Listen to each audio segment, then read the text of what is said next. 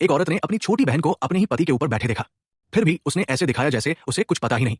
वो बड़े प्यार से जड़ी बूटी वाली दवा पर फूंक मारकर उसे ठंडा कर रही थी और चेहरे पर मुस्कान लिए अपने पति को पूरी दवा पीते हुए देखती रही।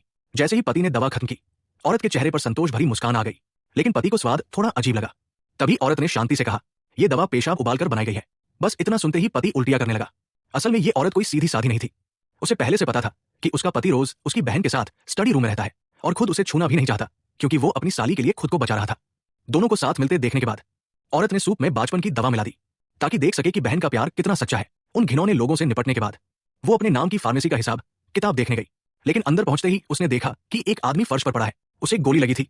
औरत जल्द ही दवा लाने लगी ताकि उसकी जान बचा सके।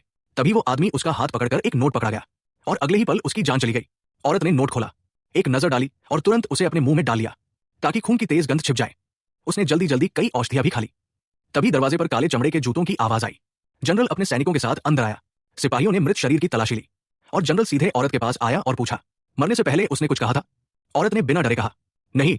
जनरल ने चेतावनी दी, अगर तुम झूठ बोल रही हो तो उसकी कीमत चुकानी पड़ेगी। उसी समय जनरल के सिर में तेज दर्द उठने लगा। औरत ने कहा, मैं तुम्हारा दर्द ठीक कर सकती हूं।